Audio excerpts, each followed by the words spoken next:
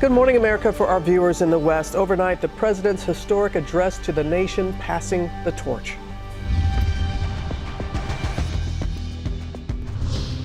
After more than half a century in politics, President Biden speaking to the American people after dropping out of the race for the White House. So I've decided the best way forward is to pass the torch to a new generation. Laying out his plan for his last 6 months in office, with his family by his side in the Oval Office, and making the case for Kamala Harris. Donald Trump zeroes in on his new opponent, repeatedly mispronouncing the vice president's name in his first public appearance since Biden exited the race. This after Prime Minister Netanyahu addressed Congress defending Israel's response to the October 7th Hamas massacre, with protests outside and a rescued hostage inside the chamber. Now the Prime Minister gets ready to meet with Biden, Trump, and Harris. Many eyes on Paris. Chaos erupting in the men's Olympic soccer tournament. Fans storming the field in the final minutes of this game, with the city already on high alert.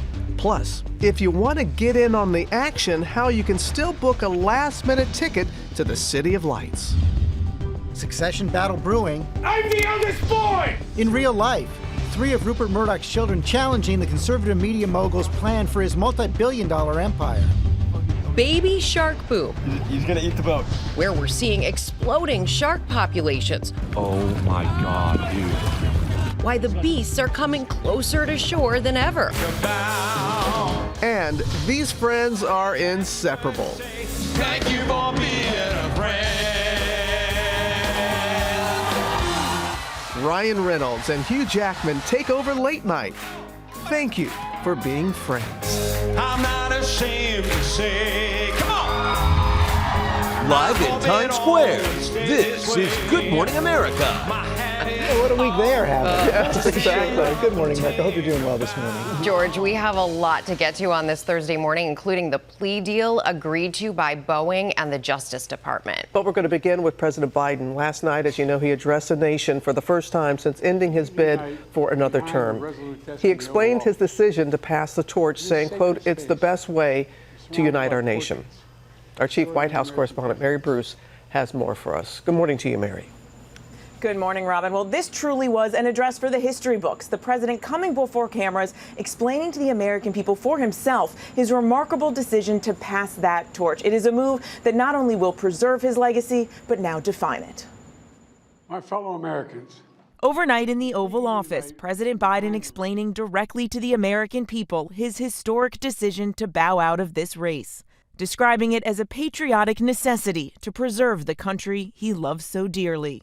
I revere this office, but I love my country more. It's been the honor of my life to serve as your president.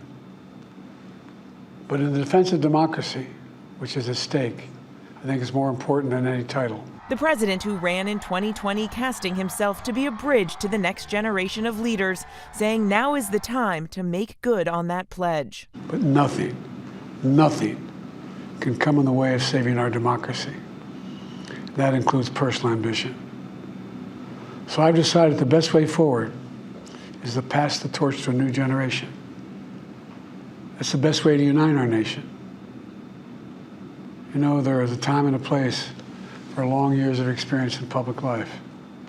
But there's also a time and a place for new voices, fresh voices, yes, younger voices. And that time and place is now. With 6 months left in his term, Biden making it clear he still has work to do. One top priority, doing everything he can to help Kamala Harris beat Donald Trump. She's experienced, she's tough, she's capable. She's been an incredible partner to me and a leader for our country. The president with this parting message. The great thing about America is here, kings and dictators do not rule, the people do. History is in your hands. The power is in your hands. Now, the president did make no mention, though, of how he got to this moment. No mention of those concerns about his age and mental sharpness that led so many Democrats to question his ability to serve another term. What the president did make clear, he still has a lot of work he wants to get done in these next 6 months, pointing to his hopes to achieve a ceasefire in Gaza. He says he wants to do more to tackle reproductive rights, and perhaps more than all, he wants to get out the vote for Kamala Harris. George. Okay, Mary, thanks. Also last night, Donald Trump ramped up his attacks on Kamala Harris at his first campaign rally since President Biden announced his decision to drop out of the race. Rachel Scott is tracking the Trump campaign. Good morning, Rachel. Hey, George, good morning to you. With just about 100 days to go until the November election, former President Donald Trump now forced to switch gears, holding that rally in North Carolina, testing out new lines of attack on his new rival, Vice President Kamala Harris. With President Biden now out of the race, Donald Trump returned back to the campaign trail ready to attack his new rival, Vice President Kamala Harris. Now we have a new victim to defeat, Lion Kamala Harris. Trump repeatedly mispronouncing Harris's name and zeroing in on her role in the administration. She was tasked with addressing the root causes of migration at the southern border. The borders are. When you look at how bad they are, you say, you know, I like Trump, but now I really like Trump because we don't want to go back. But Trump not letting up on President Biden. His advisors posting these photos of the former president watching Biden's Oval Office address on his plane. Trump calling it barely understandable and so bad. Less than a week ago, Trump called for unity during the Republican National Convention, saying he wanted to be a president for all Americans after surviving an attempted assassination. But back on the trail, he returned to his insults and false claims about the 2020 election. If you don't mind, I'm not going to be nice. Is that okay? They want me to be nice. Harris is only a few days into her campaign. She touched down in Indiana, speaking to a large gathering of one of the nation's historically black sororities, hoping to mobilize black female voters. I believe we face a choice between two different visions for our nation. One focused on the future, the other focused on the past.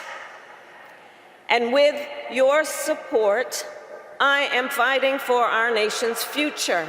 On Capitol Hill, some Republicans taking aim at her identity, labeling her a diversity hire, or DEI for diversity, equity, inclusion. I think she was a DEI hire. 100%. She was a DEI hire. Sources tell ABC News Speaker Johnson has privately warned Republicans to stop, urging members to focus on her record instead. Harris will have to choose a running mate, and she will have to do it fast. Sources tell ABC News she is considering a pool of about roughly a dozen Democrats. That includes Pennsylvania Governor Josh Shapiro and also Arizona Senator Mark Kelly. George. And Rachel, also on Capitol Hill yesterday, the FBI director was testifying about the investigation of the assassination attempt on Donald Trump, indicating they haven't determined yet whether he was actually hit by a bullet. Yeah, the FBI director was testifying in front of House lawmakers, and he said it's still an open question about whether the former president was hit with a bullet or shrapnel or another piece of a fragment that hit the former president. Of course, after the shooting, it was Donald Trump that said that he was pierced in the right ear by a bullet. In the days that followed, his doctor released a letter saying that the bullet came within about a quarter inch of his head. The FBI, though, this is still an open investigation, and they say it's all hands on deck. George. Rachel Scott, thanks very much. Let's bring in our chief Washington correspondent, Jon Karl, here at the desk with us. John, let's talk about the president's speech last night. First, Mary said it in her piece. What happens next after the speech is what's going to really define his legacy. Yeah, look, he said this was an inflection point in American history, that the decisions made now will affect the course of history for America and for the world for decades to come. That's almost certainly true, George. How his decision is seen, though, will depend entirely on what happens in this election. If Kamala Harris goes on to win, it'll be seen as a selfless act of a statesman who did the unthinkable, gave up power. If she loses, the question will be, why did he take so long? Why did he run again in the first place? And he will face the blame, or much of the blame, for the fact that Donald Trump had won and ripped up whatever legacy he had. And in the end, he was getting so much pressure from every corner of the Democratic Party. Yeah, you heard Mary mention, no mention in that speech of his health, of any of the issues of his age, really no explanation of why he made this decision in the speech, except for when he said he did it to, quote, unite my party. So he was forced to make this decision. It was not a decision he wanted to make. You had no sense that he thinks that he couldn't make it, that he couldn't serve another 4 years, that he was too old. None of those doubts at all. And look, one of the key moments that we broke here on ABC News was when Chuck Schumer, the leader in the Senate, came to see him at Rehoboth and urged him, pleaded for him to get out of the race. 2 Saturdays ago. 2 Saturdays ago, saying, for his sake, for the party's sake, for the country's sake. Now, I am told that when that meeting ended, it was about 35 minutes, that President Biden said to Schumer, I need another week. And they hugged. The meeting ended. Well, it was exactly a week later that he made the decision to not run again. And now the race for president utterly transformed. It's entirely transformed. I mean, Democrats, you could see it just in the body language of the party. It felt that they were headed towards a loss with Joe Biden. Now they believe they can win with Kamala Harris. The outflowing of volunteers, of money, of energy is something that is entirely different from where we were a week ago. And by the way, you can see it in Donald Trump. Well, that's what I was just going to ask you about, because it seems like, and you even saw some of it last night in his response, their entire campaign was focused basically on the age issue, running against Joe Biden. Yeah, and now suddenly Donald Trump's the oldest guy in the race. And not only the oldest person in the race, but he's the oldest major party nominee in American history. He broke Biden's record from 4 years ago. And watching him yesterday, I got the sense that I was watching also somebody that was newly energized. It seemed like I was watching Donald Trump from 2016. I mean, totally gone is the notion of any sense of unity. The guy who said in his convention speech, the first part of his convention speech, I am running to be the president not of half of America, but all of America, looked yesterday like he was running very enthusiastically to be the president of half of America. You think we're going to see a Donald Trump-Kamala Harris debate? I think that's a very much an open question. If Trump feels he needs it, it'll happen.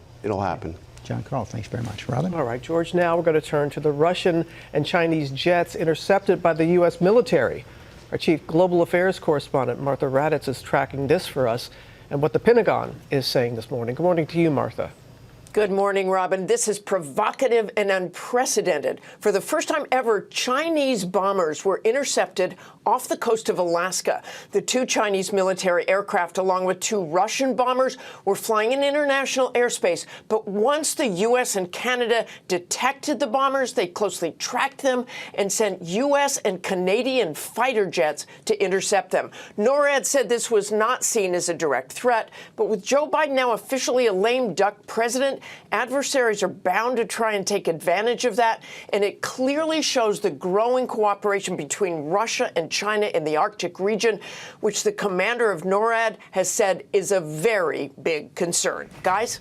A large concern there. Okay, Martha, thank you. We turn now to President Biden's scheduled meeting with Israeli Prime Minister Benjamin Netanyahu after the Israeli Prime Minister's speech to Congress defending the war in Gaza with protesters outside. Our chief national correspondent, Matt Gutman, is there outside the Capitol this morning. Good morning, Matt.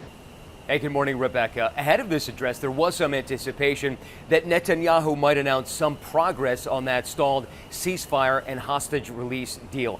But that's not what we heard from the Israeli Prime Minister. Instead, there was this full-throated defense of Israel's conduct in the Gaza Strip. And amidst this historic address, there's also massive security with thousands of protesters outside demanding his arrest for war crimes. Outside the Capitol, thousands protesting Netanyahu's visit, clashing with police facing volleys of pepper spray. Eventually, the march stalling at Union Station, where protesters took down American flags and raised Palestinian ones. The flag there on the ground was on the flagpole here at Union Station a few moments ago, but protesters here lit it on fire, as well as that effigy of Benjamin Netanyahu. But inside the Capitol, the Israeli Prime Minister greeted with a roaring, mostly Republican ovation. Some prominent Democrats like Nancy Pelosi skipped the speech, and those who did attend, like Chuck Schumer, notably cold to the Prime Minister, and others outright hostile. But Netanyahu, undeterred, vigorously defending Israel's response to Hamas's October 7th rampage. Israel will fight until we destroy Hamas's military capabilities, end its rule in Gaza, and bring all our hostages home.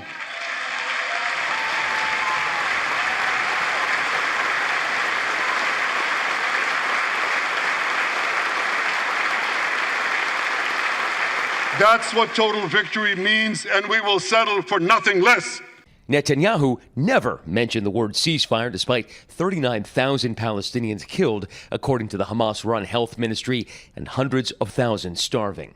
But the first public appearance of rescued Israeli hostage Noah Argamani, brutally kidnapped from a music festival on October 7th, was the emotional touchstone Netanyahu needed to plead for more help from the Americans. Today, as Israel fights on the front line of civilization, I too appeal to America. Give us the tools faster, and we'll finish the job faster. Later today, Netanyahu will meet with Vice President Harris. He'll also meet with President Biden. From both of them, he is likely going to be urged to make more progress on that ceasefire deal and hostage release, which has essentially been stalled for a couple of months now. And then tomorrow, he'll travel to Florida to meet with former President Trump at Mar-a-Lago. Robin. All right, Matt, thank you.